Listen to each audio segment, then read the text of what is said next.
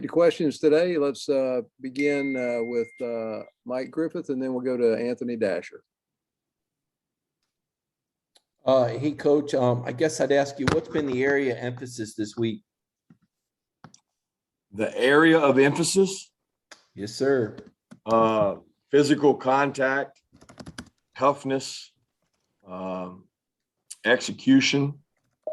The same area of focus every week in football, right? You got to out-block, out-tackle, out-compete.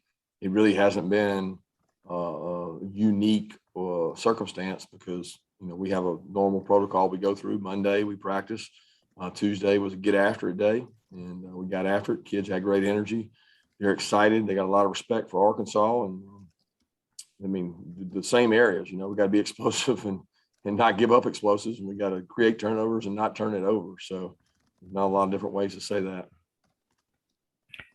Coach, hey, about Darnell and Taki, how are they looking 2 days in this week? Both up and down. They both practiced both days. I thought Taki looked better on Monday. He was quick moving around, and we got him on pitch count. They're only able to take limited reps from a standpoint of their foot gets sore as the volume goes up. Darnell struggled a little bit yesterday, but then he looked good today. I thought he did a good job today. And, both of them they've got a ways to go. I don't know if they'll be able to play in the game or not, but they're working towards it. I can promise you that. It's not just being cleared, it's everything else involved in it. It's from being behind, stamina, execution, getting them reps, and it's tough, I'll be honest with you, but I'm still very hopeful that they both can help us. Let's go to Mark Weiser and then to Dean Legge. Kirby, I want to ask you, do you think you know what you're going to get schematically from Barry Odoms' defense, or is it more unpredictable than most that you go against? Well, they've been able to change. They've had some different kinds of opponents this year. They've had, Rice. They've had Georgia Southern, which was, a little more option traditional stuff. And then they've had Texas and Texas A&M. So they have multiple packages they can do. Clemson had the same options. So, some of what they do is similar to us, and some of what they do is not. So you have to prepare for more things when you play somebody like that. He does a really good job, of being able to change it up and be multiple. Kirby, and on Saturday, 8 of your most 17 games will have been with Georgia in the top 10 facing a top 10 opponent. 8 of 17. What's that say about your program, and what kind of difficulties does that bring? 8 of the last 17? Is that what you're saying? Of the most recent 17, that goes back to LSU 19. So it's not all, in one season, obviously, but 8 of 17. It probably says most about our conference, I guess. And I know not all those are conference games because there's probably some bowl games mixed in there. But, that's where Georgia should be, right? It should be playing in marquee games, marquee matchups to be two.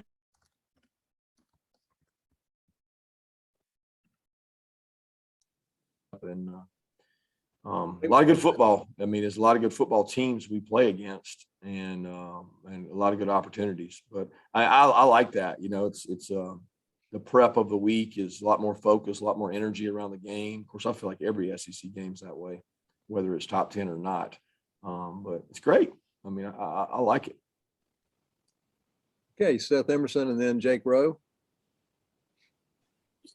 Kirby, lots been made about Jordan Davis was kind of overlooked except by you guys, and you guys saw something in him. We're seeing that also, I think, with guys like Ladd McConkey and A.D. Mitchell and some other guys, that it's not so much that you got under-recruited guys and developed them, but they come in and they play earlier than people expect.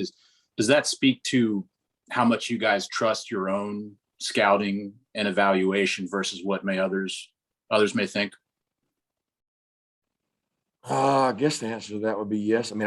I don't know how other organizations do it, so it's hard to compare. I do know how we do it. And I don't think any college coach would tell you they make decisions based on what the rankings and the recruiting rankings say. I really don't think a college coach would say that. I think they do it based on the evaluation they see on tape.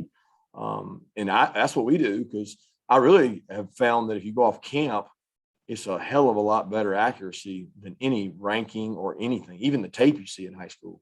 We didn't love AD Mitchell's high school tape, and we were like, man, I got question marks.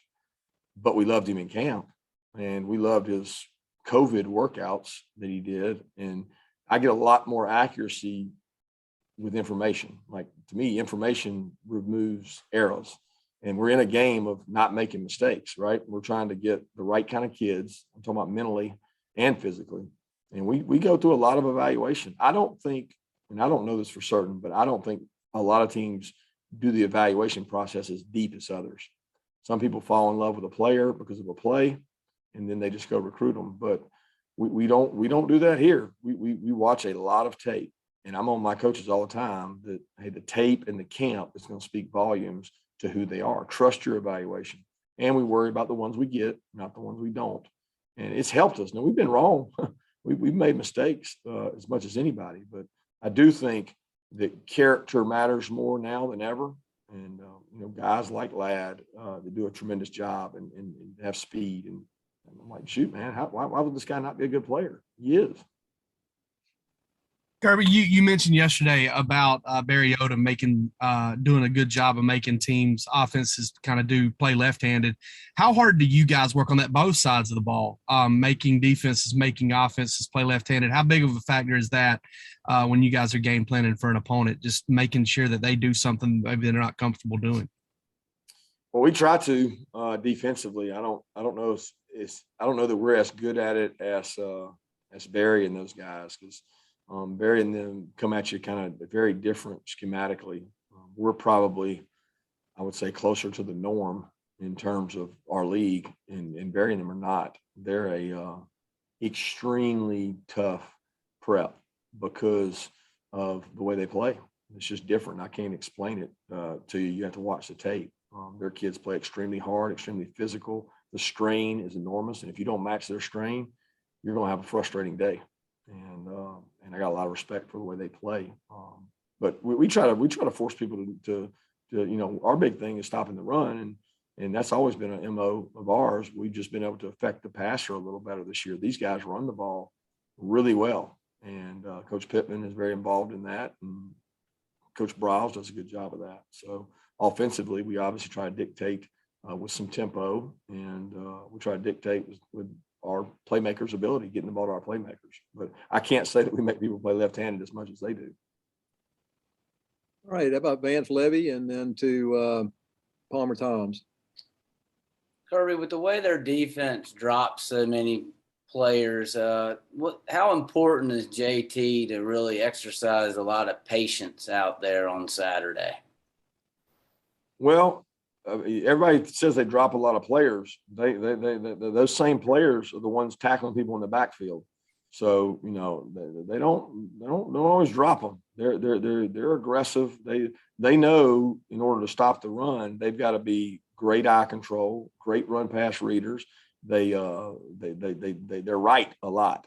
Like their kids understand the game. They trigger on runs, and they're really elite at beating blocks.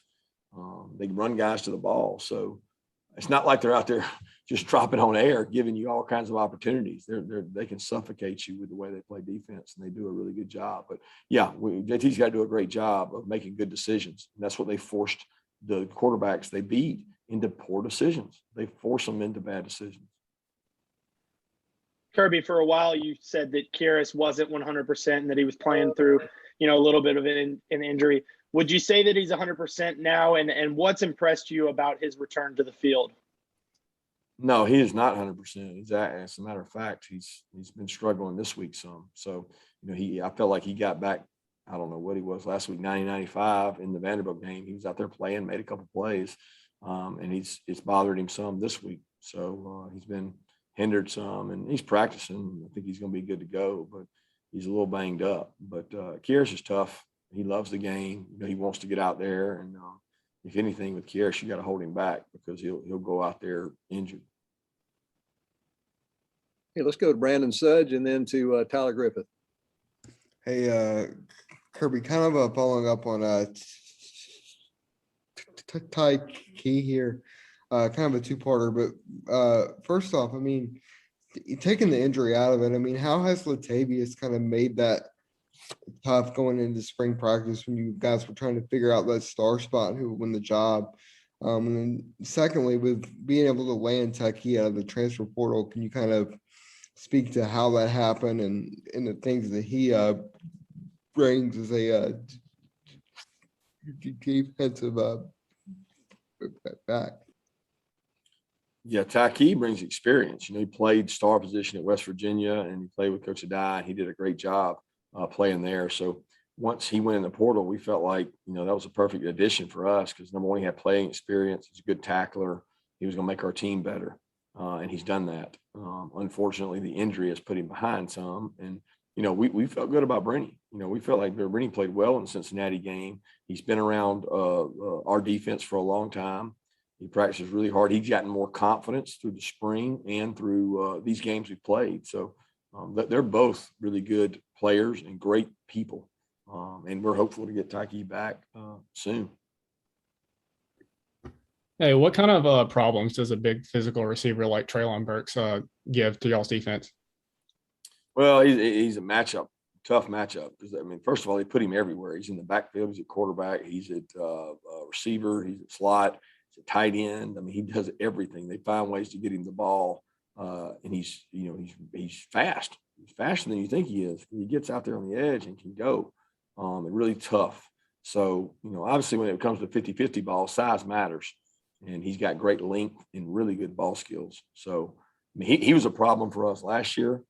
He's been a problem for the SEC for a while, and he's a really good football player. Let's go to Connor Riley and then to Jed May. Hey, Kirby, how has Jalyn Carter grown as a player now, being in his second year, and what kind of progressions has he made as he continues to try to become a better player? He's more confident in the system, I think, more confident in his ability. Obviously, he's taking more reps, so he understands the defense better, but he's playing quicker to me. You know, there was a time where he got a little heavy towards the end of last year, and he's really quick now. He's athletic. You know, he can move and disengage blockers, really powerful. You know, this guy was a really good basketball player, could dunk and do things, and he plays with power when he strikes people. We're excited about the way he's playing. He's gotten better and grown as a player, and he's got two great role models there in Jordan and Devontae. Kirby, you talked a little bit about Latavius Brini a minute ago. He's a guy that, you know, when he first got here, he struggled with some off the field type stuff. Just how has he grown in terms of being a leader, getting past all that stuff, and how important is it to have a guy like that to, you know, to sort of be a role model to some of these younger guys that may struggle maybe with some of the same stuff?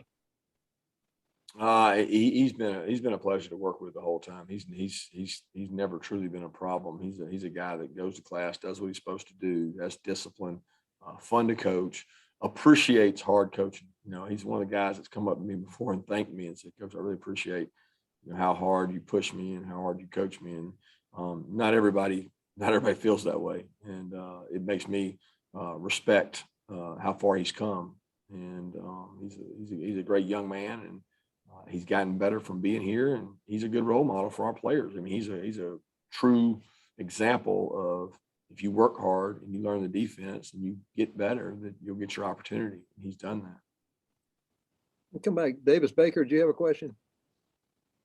Yeah, thank you. Coach, when prepping for KJ Jefferson, obviously a big athletic quarterback, does it help that you've seen, you know, DJ from Clemson who's similar in stature to him? Does that help your defense prepare? Yeah, it probably helps in terms of wrapping up and finishing, because you don't ever get to practice tackling somebody that big. But he's a little different. DJ was not trying to run the ball, and they didn't really try to quarterback run him much, where KJ does do that. And KJ's a more physical downhill runner, and he throws the ball really well too. He's got an extremely strong arm, but he's a true running back runner. He can do those things, and I don't think DJ that wasn't what he was. But in the pocket, you know, it probably helps that we had to tackle a guy that big. We've got time for two more questions. We'll open up. Anyone has a follow-up, go ahead. Yeah, Coach, I was asking about Robert Bill, kind of the same question Jay just asked about Latavius. Had a little issue a couple years ago, but didn't play a lot the last 2 years, but he's really, you know, kind of was in the transfer portal, but he's really come back and playing good for you this season. Now, Bill's grown up a lot. he's playing good football to us. And we think he's done a good job. He's a kid that's worked really hard. He's had some injuries. He's been banged up some, and just to think how long he's been here and really what he's been through. He's a tremendous kid, and very thankful of the growth he's made. He's really helped our team on special teams, and I think of all the reps he's taken in practice on those scout kickoff and scout punt return units, and now he's out there doing them, and he's helping us on third down, and he's really physical. He gives us something an outside backer that some of the other guys don't get. Kirby, what is there one thing that you would credit Coach Pittman with as far as what you learned the most from him when he was on your staff? Yeah, it's probably morale and positivity. You know, Sam's a really, really optimistic, positive guy, especially with his players and his relationship with them. He was always good for me to be around leading up to games, you know, or you're worried about something. Sam always had a great spin and a great vibe on it. And he was great for our staff, you know, staff morale. And he's just a phenomenal person. And I'd always heard so many good things about him as a coach at Alabama. And you know, we tried to hire him a couple of times and could never get him. And then when I got the job, he was the number one guy that I targeted, and so thankful that he came with us. Hey, thank you, Coach Mark. Thanks.